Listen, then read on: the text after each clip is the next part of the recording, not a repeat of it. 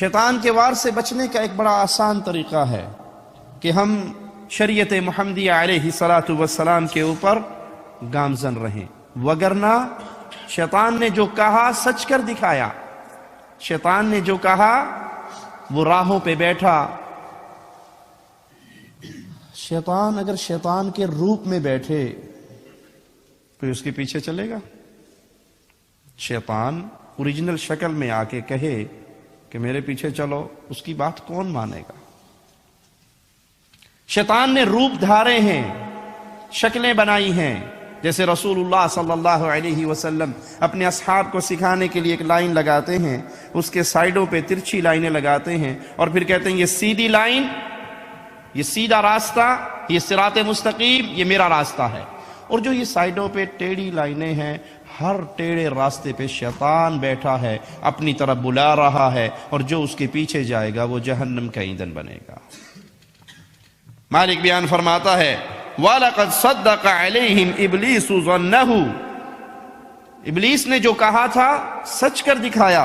فَاتَّبَعُوهُ إِلَّا فَرِيقًا مِّنَ الْمُؤْمِنِينَ، تو اس کے پیچھے بہت لوگ دوڑے سوائے اہل ایمان کا ایک گروہ، وہ اس کے ہتھ کنڈوں سے بچا رہا، مگر نہ انسانیت ابلیس کے پیچھے چلتی ہوئی گمراہی کے اندر جا گری۔ سابقہ امتوں کو شیطان نے کئی طریقے سے الجھایا۔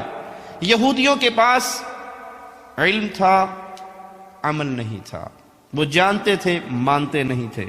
رسول اللہ صلی اللہ علیہ وسلم کو جب خبر ہوئی ایک یہودی بچے کے مرنے کی، آپ اس کے گھر میں گئے، اس کے سرہانے کھڑے ہوئے کہا یا غلام قل لا الہ الا اللہ۔ اس نے اپنے یہودی بابا کو دیکھا، اس کے باپ نے کہا کہہ دے جو ابو القاسم نے کہا ہے۔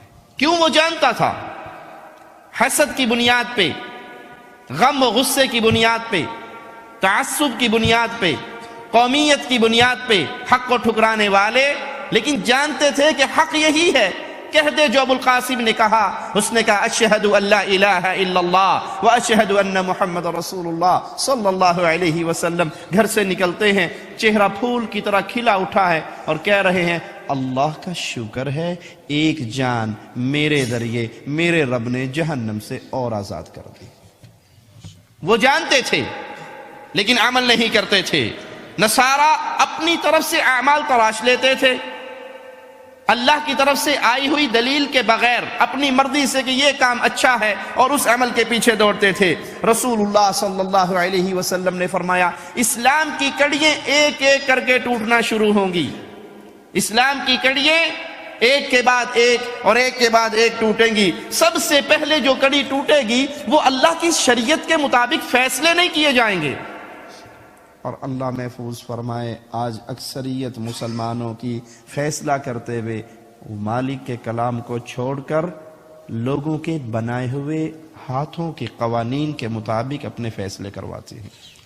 جرگے کا یہ فیصلہ ہے، پنچایت کا یہ فیصلہ ہے، قوم کا یہ فیصلہ ہے، عدالتوں کا یہ فیصلہ ہے، قرآن حکیم کا فیصلہ وہ منظور نہیں ہے، شریعت اسلامیہ کا فیصلہ منظور نہیں ہے۔ یہ رونا کسی کا کیا روئیں، کلمہ پڑھنے والوں کی اپنی اکثریت کا یہ حال ہے۔